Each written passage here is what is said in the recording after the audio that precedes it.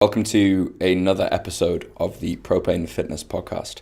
You have the special pleasure of just me today. Yusuf is otherwise engaged, and so I've been tasked with the daunting prospect of doing a podcast by myself. Now, I don't often do these. I've done a few in the past, and to be honest, they usually take me 10, 15 times to get it right. So today, instead of me just riffing and talking about something that may or may not be interesting to you, I'm going to read out one of my articles that I think is pretty applicable to this time of year. After all, we are coming to the end of the first week of January, and 'tis the season to be goal setting. So we did a podcast at the end of 2016 with Chris Williamson, who's been on the podcast multiple times now. We spoke about New Year's resolutions, and we hinted at the idea of setting a process goal rather than setting an outcome goal. And this is something that I've spoken about in my articles before, and some people like this kind of content that we produce, some people hate it. After all, it's not 100% fitness related, it is a little bit tangential, but really, if you're not setting goals in your diet, fitness, nutrition, etc., then it's unlikely you'll be making any kind of meaningful, measurable progress. And after all, that's what we're all here for. I would imagine that is why you're listening to this podcast, because you have some kind of interest in getting leaner, bigger, stronger, etc. So I'm going to try my best at reading this article out to you.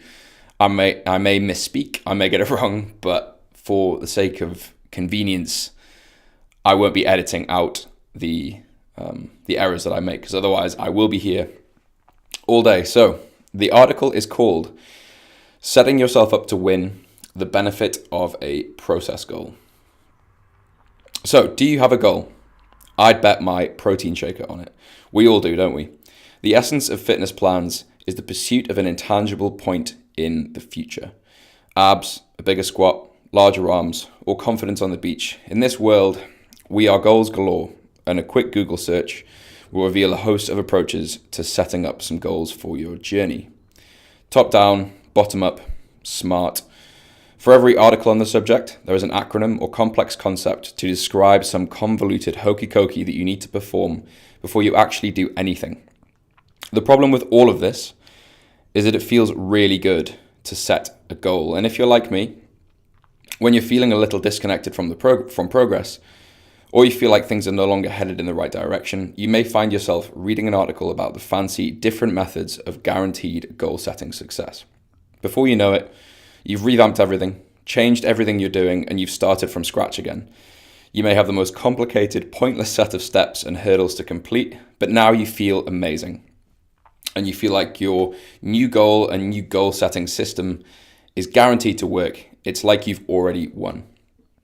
Ever since I read The 12-Week Year, which is a good while ago now, and ever since our chat with the amazing Mr. Paul Mort, I realized that for most of my life, I'd been making this stuff far too complex.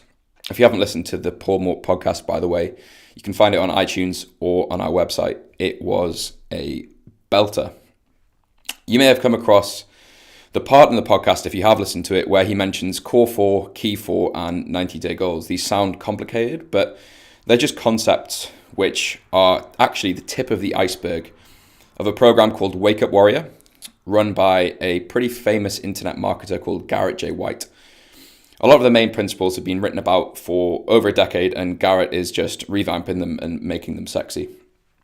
So you may have heard of the idea of a 90-day goal. It's pretty popular in the fitness industry. It's pretty popular in all industries, actually, that involve setting goals. So why 90 days? Why is that number being selected? Well, there's nothing magical about the number. It can be 12 weeks, 8 weeks, 100 days, whatever's convenient for you.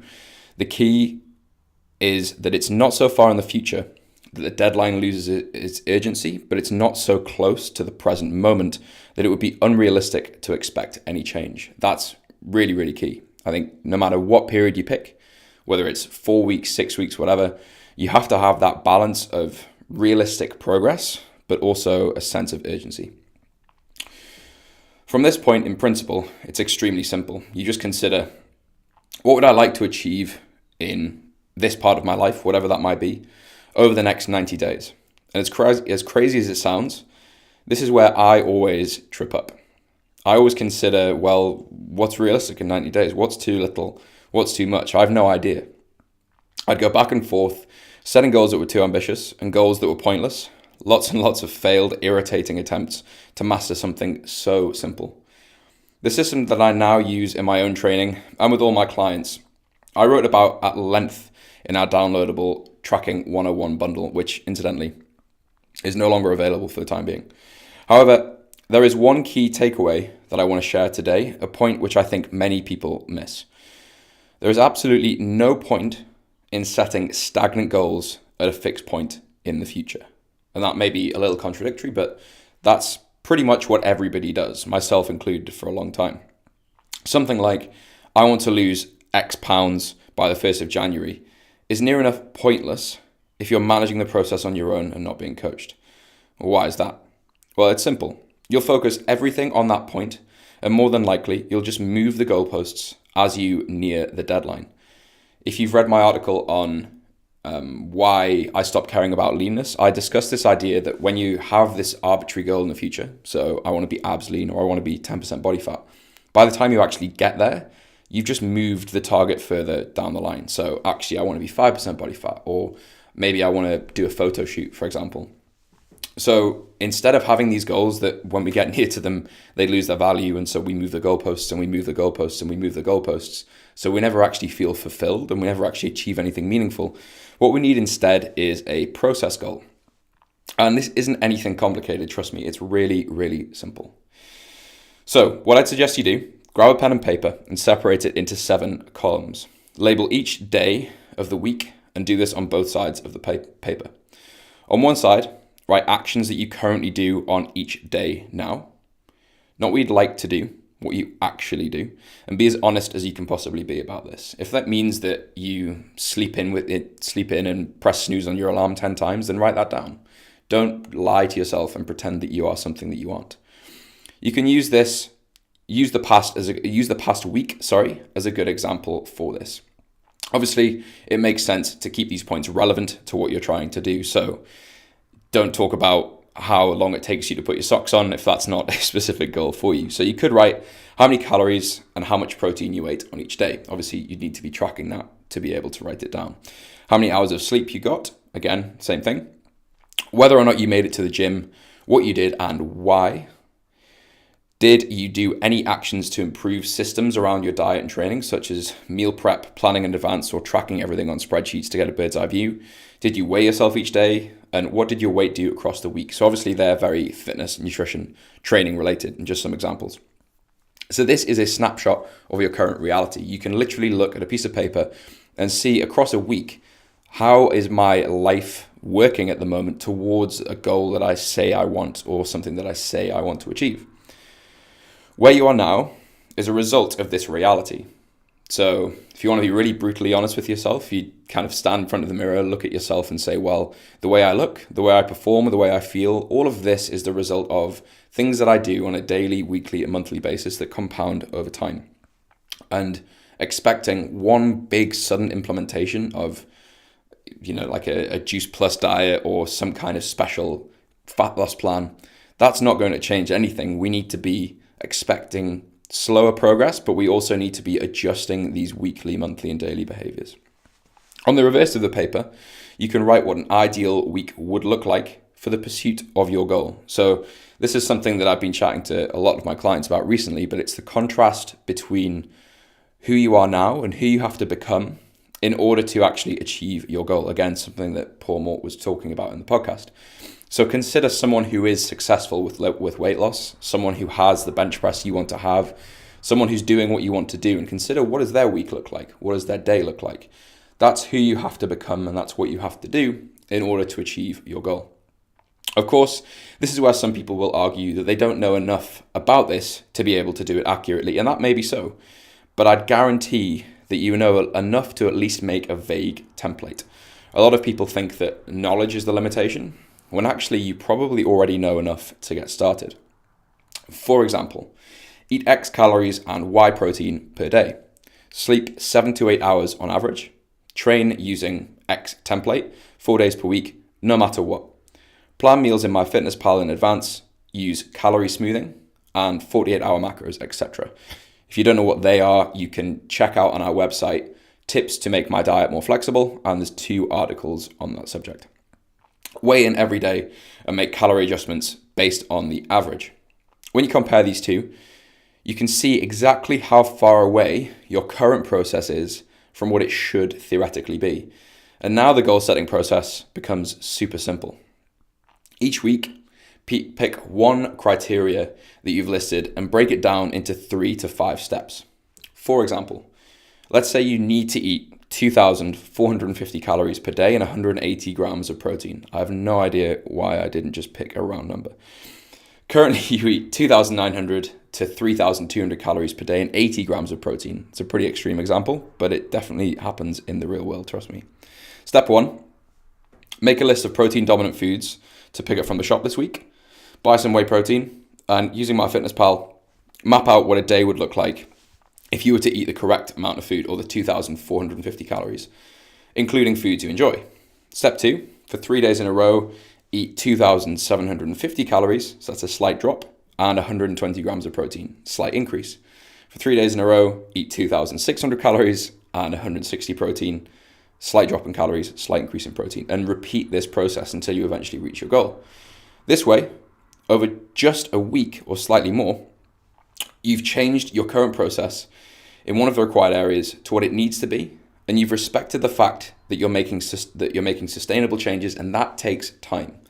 Going from A to B, so from your current reality to the desired reality straight away, is likely to create a lot of resistance. You'll probably do 1 or 2 days of success and then fall off the wagon. And this is something that we chatted about with Chris, this idea of reducing the barrier to entry. If someone is eating over 3,000 calories a day and you tell them to take, let's say, 1,000 calories off their daily intake, that's going to be a massive lifestyle change. And not many people are ready for that, to be honest. So this applies to you whether or not you've been doing this a while and you want to make a change in your training or in how you diet, or whether you've never done this before and whether diet tracking is new to you. You should always consider, what do I need to do? What am I doing now? And how can I bridge the gap between those two, making the steps really simple and basic over time? Once you're at this point, you can focus on just what can be better. Consider, how can you tighten the systems you have in place to ensure that everything is more efficient and more effective? And the idea of making a better you, setting goals and improving, simply just becomes observing these gaps, observing the distance that you need to travel between where you are now to where you want to be, and then building a stepwise approach to get from those two positions. And we're no longer thinking about, well, when am I going to do this? How long is it going to take me? What do I need to do to set this goal to make it a perfect goal? And how can I make the process perfect? It's literally just, what would an ideal week, day, hour look like for me? And how can I build that slowly over time? The key is focus on what you can control. And that is the process, the daily actions, the things that you do consistently. And the results will take care of themselves. Okay, hopefully that wasn't too painful for you. Hopefully you got something out of it. For those of you who've read the article before, hopefully you enjoyed me kind of talking around the subjects a little bit. If you want to catch the article on the website, it is just called Setting Yourself Up to Win, the Benefits of a Process Goal. And some of the examples that I ran through are in there as well. The article's from May earlier this year, or last year rather, but I think it's really applicable at this time of year when we're already having this conversation with clients about, the benefit of distilling something that you want to do down into a process, not just having a static point in the future. Because as humans, if we're ambitious, we'll always move the target further away as soon as we get near to it. Okay, that's everything from this brief episode of the Propane Fitness podcast. We have some awesome guests coming up over the next few weeks. I'll not mention who they are and keep it a surprise.